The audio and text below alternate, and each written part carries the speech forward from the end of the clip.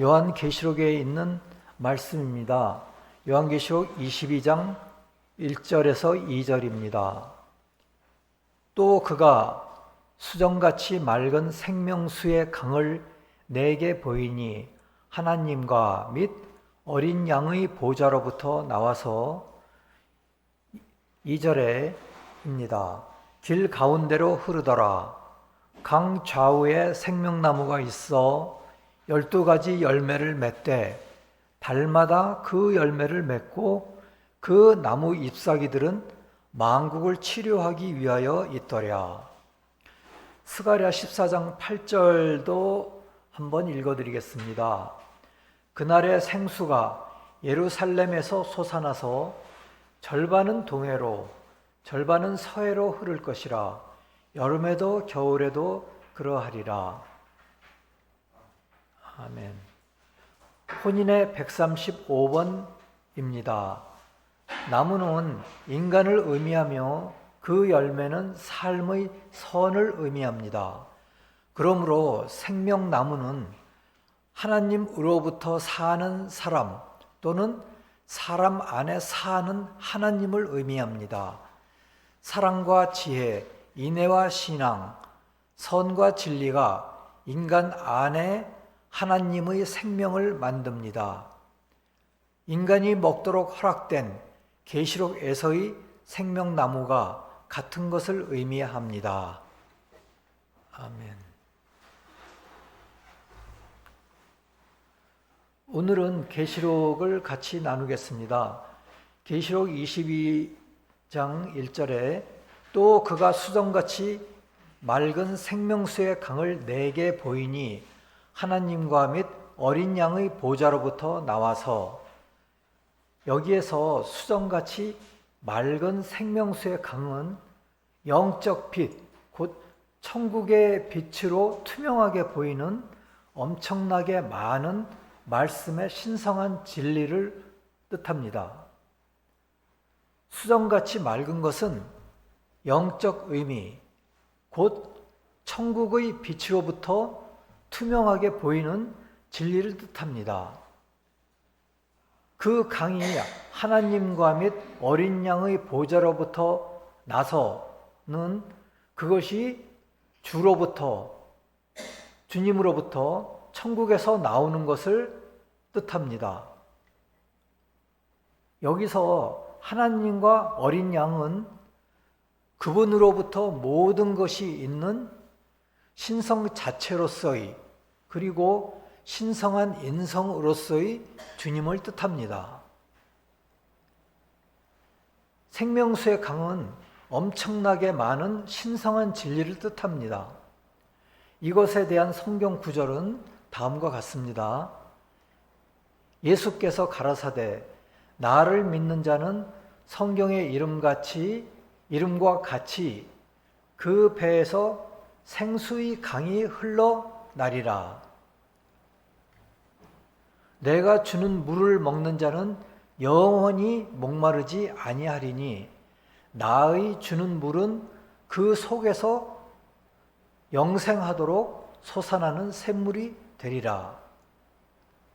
내가 생명수 샘물로 목마른 자에게 값없이 주리니. 보좌 가운데 계신 어린 양이 저희의 목자가 되사 생명수 샘으로 인도하시리라. 그날에 생수가 예루살렘에서 솟아나서 여호와께서 천하의 왕이 되시리니 그날에는 여호와께서 홀로 하나이실 것이요 그 이름이 홀로 하나이실 것이며 라는 성경 말씀이 있으십니다. 여기에서 생수 또는 생명수는 주로부터 나오는 신성한 진리를 뜻합니다. 계시록 21장 6절에서 주님은 나는 알파요 오메가요 처음과 마지막이라 내가 생명수 생물을 목마른 자에게 값없이 주리니 라고 말씀하셨습니다.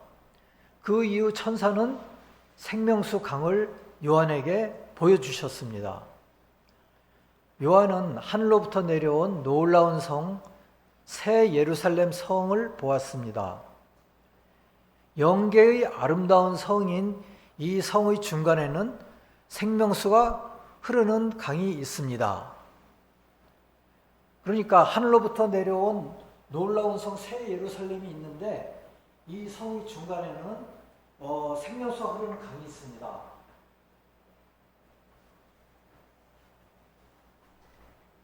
수정같이 맑은 강입니다. 다른 세상에서의 모든 강은 주님으로부터 나와서 영계의 모든 것을 흐르며 천사와 영인들이 그 물을 취하고 식물과 나무들이 자라고 번성합니다. 주님으로부터 나오기 때문에 순수하고 생명을 줍니다. 그러니까 영계에서의 모든 강은 주님으로부터 나오고 천사들과 영인들이 그 물을 취합니다. 먹습니다. 그리고 영계의 식물과 나무들이 자라고 번성합니다. 그런데 주님으로부터 나오기 때문에 아주 순수하고 생명을 주죠. 그런데 이 세상에서는 어떨까요? 이 세상에서는 산 정상에서 물이 생성되기 시작하지만 내려오면서 점점 더러워지지요. 도시와 공장이 불순물을 내뿜으며 마지막에는 마시기도 어렵게 됩니다. 그래서 우리는 정수를 해서 수돗물을 마시게 되는 것입니다. 그런데 영계에서는 가장 높은 천국인 주님의 보좌로부터 흘러나와서 아주 수정같이 맑습니다. 이것이 요한복음 4장 14절에서 말씀하신 바와 같습니다. 내가 주는 물을 마시는 자는 영원히 목마르지 아니하리니 내가 주는 물은 그 속에서 영생하도록 솟아나는 샘물이 되리라 하셨습니다. 요한계시록 21장 6절에서는 내가 생명수 샘물을 목마른 자에게 값없이 주리니 라고 하였습니다. 그렇다면 이 영계에서의 이 생명수는 어떨까요? 우리가 상상해 보겠습니다. 처음에는 그 생명수가 삼층천으로 내려옵니다. 그곳은 주님만을 사랑하는 사람들이 사는 곳입니다. 그리고 그 사람들은 강물이 더럽혀지지 않도록 극히 조심하고 보호합니다. 그 다음에는 2층 천으로 내려오겠죠. 2층 천으로 내려오는데 3층 천의 강물만큼 순수하지는 않겠지요. 그리고 가장 낮은 1층 천으로 내려오는데 또 덜 순수하게 되리라고 생각합니다. 그런데 아마 그 아래쪽에 계곡에 악한 영들이 사는 곳까지 내려오지 않을까요? 악한 영들은 주님을 사랑하지 않습니다. 그때 그 강물은 오염되고 더러워집니다. 그러면 이 악한 영들이 이 순수한 물을 얻는 유일한 길은 무엇일까요? 유일한 길은 산을 올라가서 또는 기어 올라가서 힘들게 올라가서 천사가 있는 곳으로 가는 길뿐일 것입니다. 주님은 우리를 악한 영으로부터 멀리 띄어서 천국으로 인도하려고 하십니다. 주님은 계시록 7장 17절에서 말씀하시기를 보좌 가운데에 계신 어린 양이 그들이 목자가 되사 생명수 샘으로 인도하시고 하나님께서 그들이 눈에서 모든 눈물을 씻어 주실 것임이라 라고 말씀하셨습니다. 또한 시편 23장 2절에서는 그가 나를 푸른 풀밭에 누이시며 쉴 만한 물가로 인도하시는도다 하셨습니다. 주님이 우리를 거룩한 성으로 인도하신다면 우리는 생명수를 받을 것입니다. 그래서 우리는 항상 악한 영을 멀리하여야 합니다. 매일 주님에 대하여 그리고 천국에 대하여 배워야 합니다. 계명을 지키고 천사에게 가까이 가야 합니다. 이렇게 할 때 우리는 생명수를 맛보게 될 것입니다. 영계에 가서 거룩한 성 새 예루살렘의 주님의 보좌로부터 나와서 황금빛 거리를 가로지르는 생명수를 맛볼 것입니다. 그러니까 주님의 보좌로부터 나와가지고 이 거룩한 성 새 예루살렘에 황금빛 거리가 있는데 그 거리의 중앙을 가로지르는 그 생명수 강이 있고요. 그 생명수를 우리가 맛보게 될 것입니다. 그러면 2절에 생명나무에 관하여 나누겠습니다. 길 가운데로 이 생명수가 흐르는데 강 좌우에 생명나무가 있습니다. 그 생명나무가 있어 12가지 실과를 맺되 달마다 그 실과를 맺고 그 나무 잎사귀들은 만국을 소송하기 위하여 있더라. 소송하기 위하여 있더라. 그 나무 잎사귀들이 만국을 소송하기 위하여 있다고 하였습니다. 여기에서 길은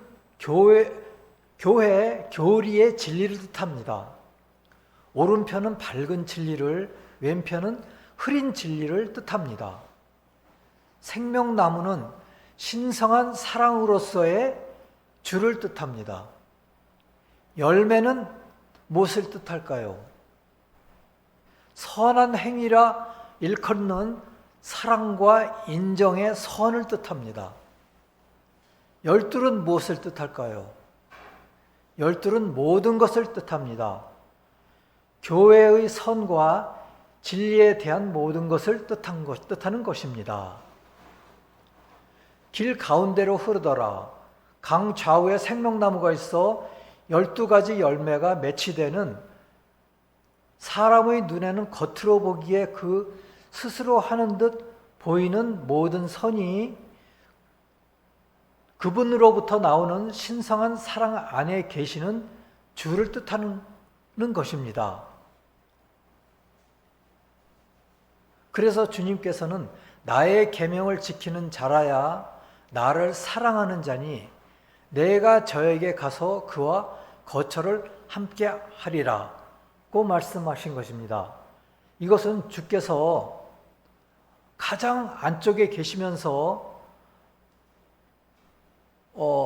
사랑과 인정에 속한 모든 선이 주님으로부터 있고 주님으로부터 나오는 것을 뜻합니다.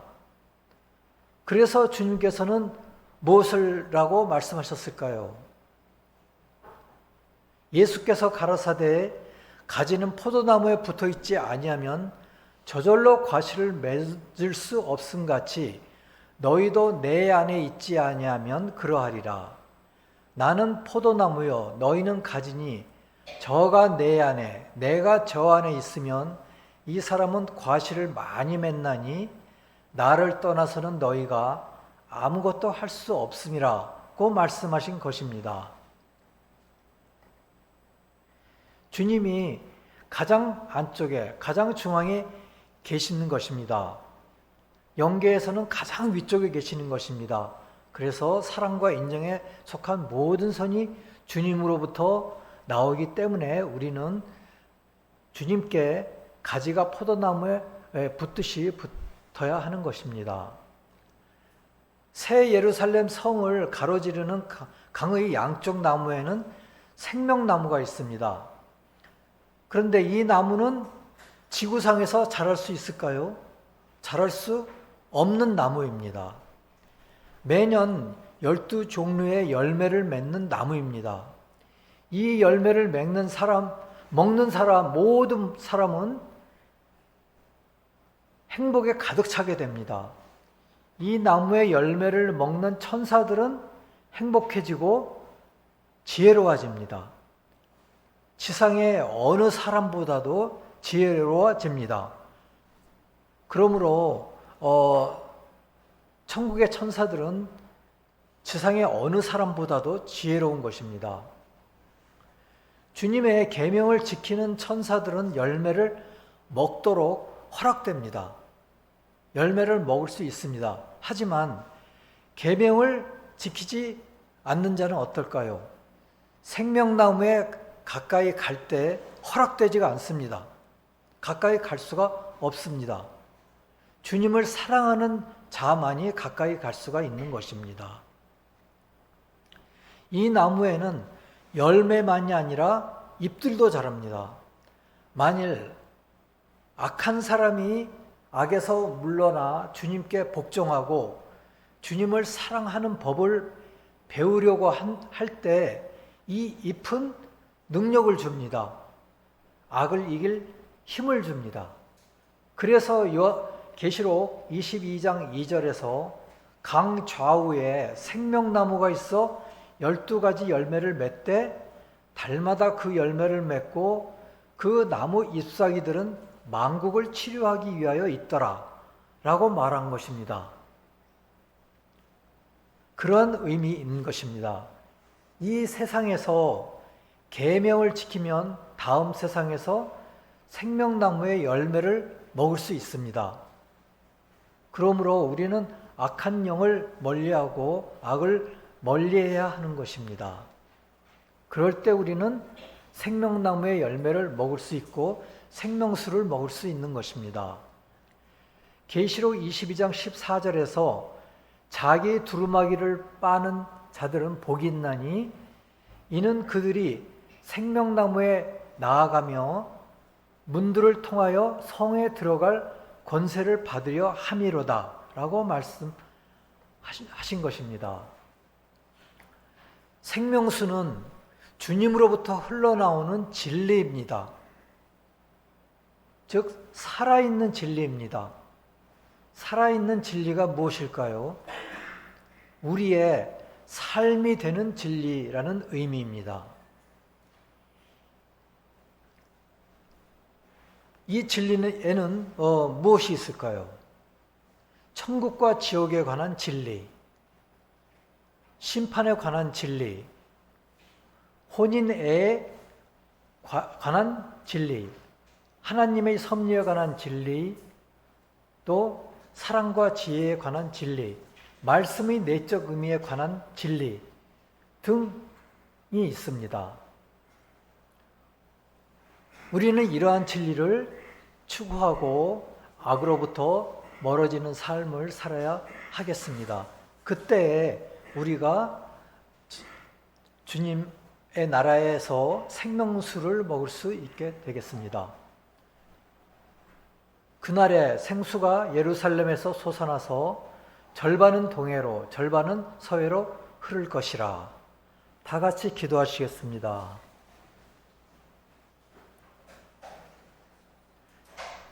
오늘 주님께서 생명수와 생명나무에 관한 이야기를 들었사옵나이다. 저희가 이 세상을 사는 동안에 자신의 두루마기를 빠는 자들이 되고 선한 삶을 살아 저 세상에서 주님이 값없이 주시는 생명수를 마시는 자들이 되도록 인도하여 주시옵소서. 생명나무의 열매를 먹고 그 잎사귀가 주는 주님의 능력으로 치유를 받는 저희가 되게 하여 주시옵소서. 계명을 지키지 않고 주님을 사랑하지 않는 자는 생명나무에 가까이 갈 수도 없음을 저희로 알게 하여 주시옵소서. 모든 말씀 주 예수 그리스도의 이름 받들어 기도드렸사옵나이다. 아멘.